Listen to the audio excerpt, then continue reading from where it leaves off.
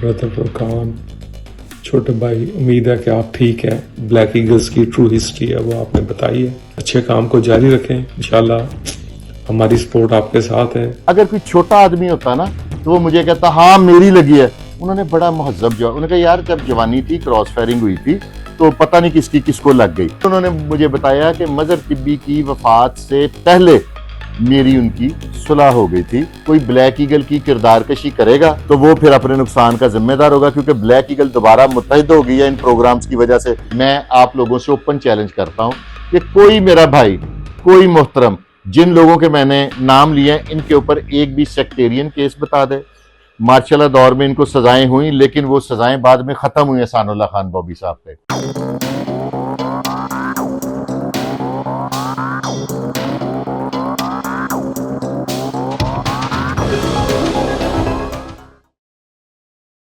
औज़ुबिल्लाहि मिनश्शैतानिर्रजीम, बिस्मिल्लाहिर्रहमानिर्रहीम। वीवर्स, कुछ रोज पहले ना मेरे एक छोटे भाइयों की तरह हैं अली भट्ट साहब, उनका एक चैनल है सोच, उस पर मैंने एक प्रोग्राम किया था जिसमें उन्होंने मुझे इंसिस्ट किया था कि ब्लैक ईगल के बारे में बोलें। और वो बोलना इसलिए बहुत ज़रूरी था कि मुख्तलिफ मैं प्रोग्राम देख रहा था कि ब्लैक ईगल्स की ना किरदार कशी की जा रही थी। और मुझे तकलीफ इसलिए होती थी कि ब्लैक ईगल्स के जो रहनुमा है ना, एहसानुल्लाह खान बॉबी साहब, मीर अब्दुल्ला साहब, हुर बुखारी साहब, मुश्ताक शाह साहब, अलियास बॉक्सर साहब, शुएब बॉक्सर साहब, और अगर किसी का नाम रह जाए तो मैं उसके लिए माजरत खाऊं, हैदर मजर, हम लोग सारे एक ही इलाके में परवान चढ़े बचपन से। ये मेरे से सीनियर हैं, मेरे बड़े भाइयों की तरह। तो लोग मुझसे कंट्रोवर्सी कर रहे थे। कुछ रोज पहले मेरे एक भाई हैं, मेरे मोहतरम है, बड़े भाई हैं, पीपल्स पार्टी की तरफ से 2-3 दफा एमपीए के कैंडिडेट भी रहे हैं, सरदार और बुखारी साहब, वो तशरीफ लाए, उन्होंने भी क्लियरेंस की, लेकिन लोग फिर भी कर रहे थे। आज मैं जो आपको ये बयान सुनवाऊंगा तो मीर अब्दुल्ला साहब रूहे रवां हैं ब्लैक ईगल्स की, जिन्होंने अब तक ब्लैक ईगल्स को जिंदा रखा हुआ है। एहसानुल्लाह खान बॉबी साहब हैं। और मजे की बात यह है कि मीर अब्दुल्ला साहब के बारे में जिस तरह के लोग बात करते थे ना, मेरे वो बड़े भाई हैं, लेकिन कुदरती मेरा उनसे राबता नहीं रहा। अब आके राबता हुआ तो मेरी उनसे ना गुफ्तगू हुई। ये आपने बड़े ध्यान से सुनिए, एक बंदे की पर्सनैलिटी जौन सी है ना, उसकी गुफ्तगू से समझ आती है। वुड यू बिलीव, मैंने उनसे मजर तिब्बी की बात की तो उन्होंने मजर तिब्बी की पहले मगफिरत की दुआ की। और मैं बड़ा उनकी इस पर्सनैलिटी, इस शख्सियत से ना बंदा इंस्पायर होता है कि नहीं तो बंदा दुश्मनों से लेट डाउन करता है। फिर मैंने मीर साहब से एक रिक्वेस्ट की कि मीर साहब मुझे आप ये बताएं कि मदर तिब्बी को आपकी गोली लगी थी, ये वो। अगर कोई छोटा आदमी होता ना तो वो मुझे कहता हाँ मेरी लगी है। उन्होंने बड़ा महजब जवाब, उन्होंने कहा यार जब जवानी थी क्रॉस फायरिंग हुई थी तो पता नहीं किसकी किसको लग गई। ये भी एक सुलझा हुआ जवाब है कि यानी कि किसी को फौत हुए इंसान को लेट डाउन नहीं करना। फिर उन्होंने मुझे बताया कि मजर तिब्बी की वफात से पहले मेरी उनकी सुलह हो गई थी। उसकी डिटेल सफदर भट्ट साहब हैं, भाई हैं वो भी बड़े, उन्होंने भी एक हमारे दोस्त हैं उनके चैनल पे वजाहत कर दी हुई है। मेरा मकसद ये था कि मैंने आप लोगों को ना एक्चुअल देखे ना, किसी पे इल्जाम तराशी, मदर तिब्बी अब अच्छी जगह पे चला गया, अल्लाह मियाँ के पास है, उसकी किरदार कशी करें, या ब्लैक ईगल वाले जहां पे ऑल ओवर दी वर्ल्ड अपने बिजनेसेस कर रहे हैं और बड़े वेल सेटल्ड हैं। मेरी फिर मीर साहब से बात हुई, फिर सारे दोस्त जो कितने थे उनके बारे में मैंने पूछा कि वो क्या वो क्या, तमाम माशाल्लाह अल्लाह नजर बद से बजाय हयात हैं और वेल स्टेब्लिश हैं और अपने अपने कारोबारों में अपनी अपनी लाइफ स्पेंड कर रहे हैं। और बिला वजह देखें मेरे वो बड़े भाई हैं, उनकी किरदार कशी करना ये ज्यादती है। फिर मीर अब्दुल्ला साहब ने, अब इससे ज्यादा कोई ऑथेंटिक प्रूफ नहीं है, आप ये वीडियो देखें। अस्सलाम वालेकुम ब्रदर फुरकान, छोटे भाई, उम्मीद है कि आप ठीक हैं। आपका जो रिसेंटली कंटेंट है जो आपने बनाया है ब्लैक ईगल्स के बारे में, वो मैंने देखा है। मैं इसका, क्योंकि मैं यूरोप में ट्रैवल कर रहा था इसलिए उसका जल्दी जवाब नहीं दे सका। तो बहरहाल बहुत अच्छी एफर्ट है, सच्चाई लोगों तक पहुंचाना एक बहुत अच्छा काम है। इस काम को जारी रहना चाहिए। आप सच्चाई बताएं लोगों को जो भी है ब्लैक ईगल्स के बारे में, और जिन लोगों को आप जानते हैं उनके बारे में।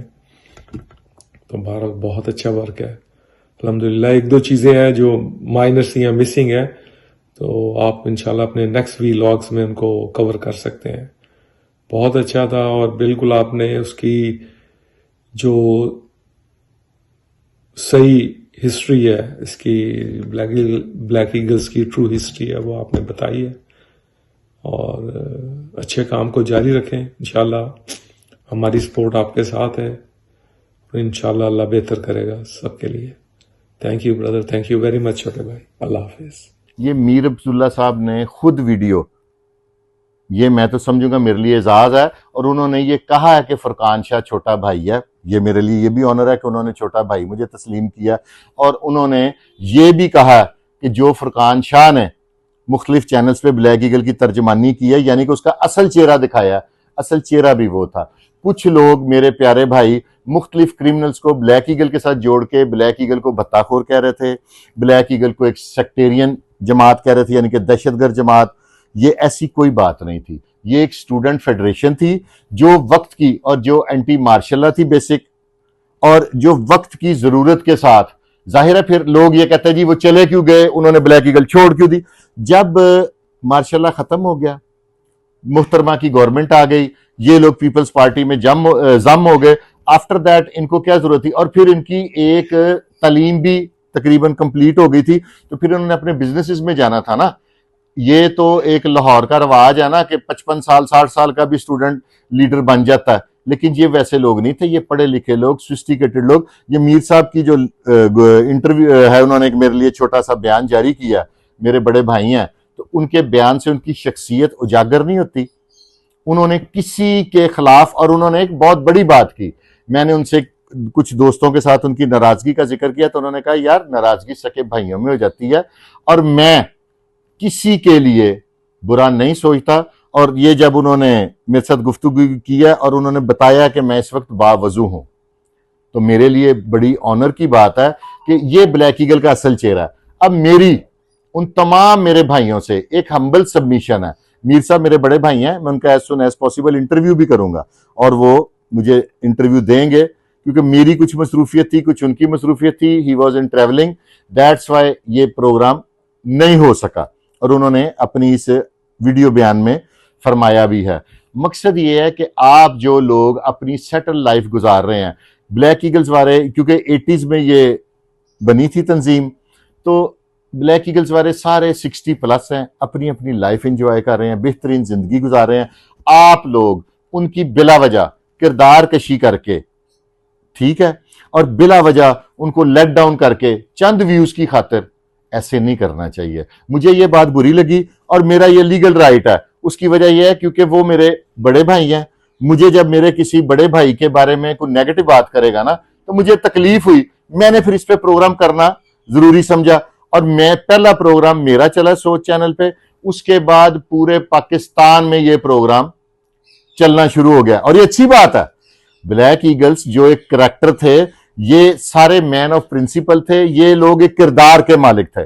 मैं आज मीर साहब की इस गुफ्तगू से इंतहाई इंस्पायर हुआ हूं कि उन्होंने कहा कि नहीं यार, अल्लाह ताला मदर तिब्बी को मगफिरत दे और उसके दर्जात को बुलंद करे। ये कोई छोटी बात नहीं होती। जिस बंदे से आपकी दुश्मनी हो, जिससे आपकी फायरिंगें हुई हो, जिससे आप जख्मी हुए हो, आपसे वो जख्मी हुआ हो, उस इंसान के दर्जात की बुलंदी की दुआ करना किसी छोटे किरदार के शख्सियत के मालिक जो शख्स है ना, वो कभी भी नहीं कर सकता। और आप बिलीव करें, इसके बाद अगर फिर भी कोई ब्लैक ईगल की किरदार कशी करेगा, तो वो फिर अपने नुकसान का जिम्मेदार होगा, क्योंकि ब्लैक ईगल दोबारा मुत्तहिद हो गई है इन प्रोग्राम्स की वजह से। सारे भाई मेरे साथ राब्ते में आ गए, सारे एक दूसरे से राब्ते में आ गए।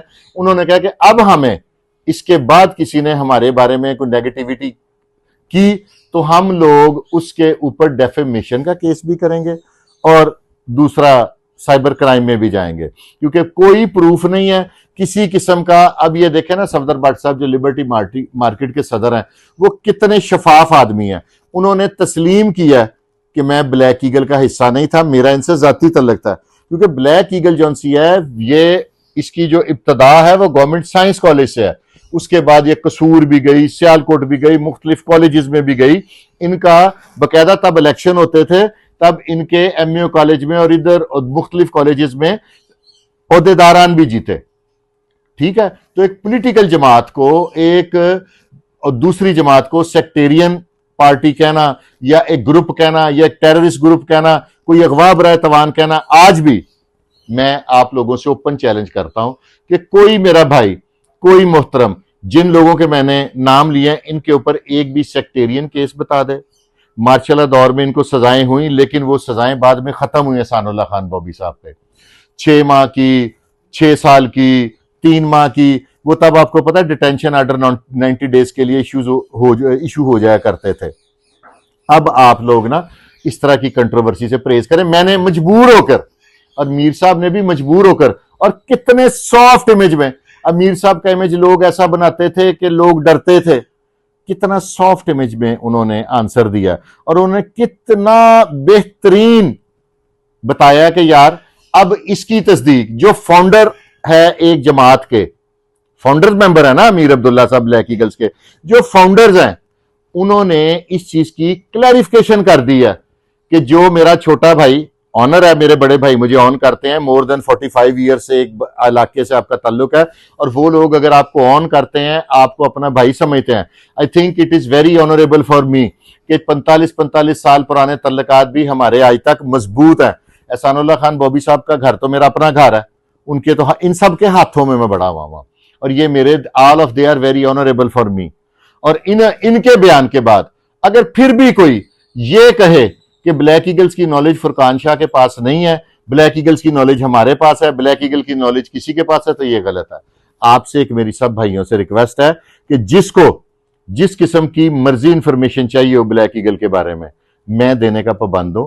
जिस बंदे का नंबर चाहिए, जिसको आप लोग कह रहे हैं कि he is absconder, he is terrorist, he is, सारों से मेरा राब्ता हो गया, एवरीवन इज अवेलेबल, सारे अवेलेबिलिटी है सबकी, और सारे बड़े बेहतरीन वेल स्टेब्लिश लोग हैं, ठीक है। उनकी औलादें जवान हो गई हैं, उनकी औलादों की औलादें आगे हो गई हैं। तो आप लोगों से रिक्वेस्ट है यार कि इस तरह की जौन सी है ना कंट्रोवर्सी ना पैदा करें, किसी की किरदार कशी ना करें। मैं मीर साहब आपका बहुत दिल की अथाह गहराइयों से शुक्रिया अदा करता हूं कि क्योंकि आपने अपने छोटे भाई के चैनल के लिए अपने कीमती वक्त में से मुझे एक छोटा सा क्लिप दिया, और इंशाअल्लाह ताला एज सुन एज पॉसिबल मैं आपका इंटरव्यू भी चलाऊंगा। और आप एक पॉजिटिव शख्सियत के मालिक हैं, और मैं आपकी पर्सनैलिटी से बड़ा इंस्पायर हुआ हूं।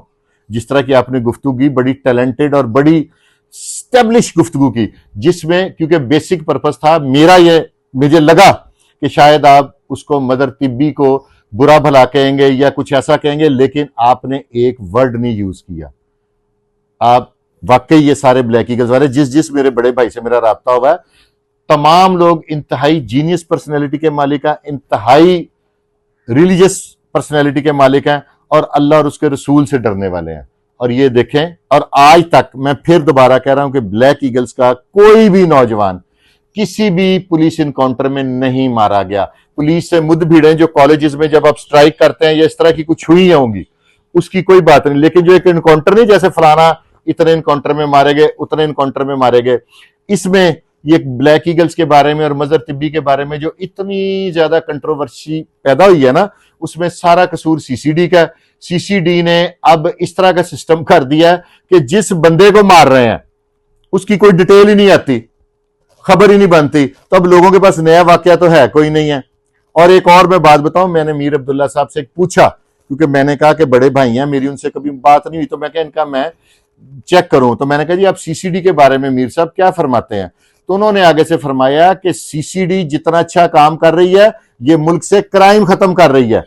मेरी अभी कराची और दूसरे सूबों में और मुख्तलिफ, ये मैं किसी सूबे की तनकीद नहीं कर रहा, वहां के लोग जब मुझे बताते हैं, उन्होंने कहा आप लोग पंजाब वाले, खासतौर पे लाहौर वाले, जन्नत में रह रहे हो, ठीक है, वहां के हालात बड़े बुरे हैं। अब मेरे दोनों बेटे कराची गए हैं, तो मैं उनको बार बार यही उनकी वालदा को कह रहा था कि उन्हें कहो कि बाहर ना निकले, वहां पे क्राइम है, कोई मोबाइल के चक्कर में नुकसान ना कर दे।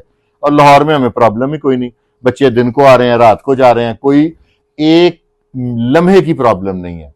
तो देखें नाजरीन, मैं समझता था कि मैंने मीर साहब का जो बयान है ना, इससे मेरे जितने ब्लैक ईगल के बारे में मैंने बातें की हैं, ये इसकी अटेस्टेशन है। तो मैं सबसे रिक्वेस्ट करूंगा कि प्लीज फॉर गॉड से, ये सारे मेरे बड़े भाई हैं, इनके बारे में बिला जवाज तनकीद, और कभी मदर तिब्बी को आप ब्लैक ईगल का हिस्सा बना देते हैं, कभी शाहिद भट्ट को ब्लैक ईगल का हिस्सा बना देते हैं, कभी जान शेर खान को ब्लैक ईगल का हिस्सा बना देते हैं, कभी किसी क्रिमिनल को, कभी किसी को, कभी किसी को। और इंशाअल्लाह ताला एज सुन एज पॉसिबल मदर तिब्बी की तरफ से भी कुछ उसके कोशिश तो है कि ब्लड रिलेशन में वो भी इंटरव्यू करवाऊंगा और वो भी हकायक से आगाह करेंगे। वहां उसके बारे में बेचारे के वो दुनिया से जा चुका है, जितने मुंह उतनी बातें, क्योंकि मैं एक इन्वेस्टिगेटिव जर्नलिस्ट हूं और मेरी ये पूरी ख्वाहिश है कि मैं इस तरह का जर्नलिज्म करूं कि किसी जिंदा की, किसी मरे हुए की बिला वजह किरदार कशी नहीं होनी चाहिए। व्यूअर्स, आपने मुझे बताना है, और मुझे लगता है कि पाकिस्तान में पहली दफा मीर अब्दुल्ला साहब ने किसी चैनल को की अटस्ट किया है कि ये एग्जैक्ट इंफॉर्मेशन दे रहा है। आपने बताना है ये उन्होंने कैसा इकदाम किया है, और आपने कमेंट बॉक्स में बताना है कि मीर साहब को मुझे इंटरव्यू देना चाहिए। इसके साथ ही अपने भाई फरकान शाह को इजाजत दें और देखते रहें, आपका अपना चैनल है पाकिस्तान जिंदाबाद।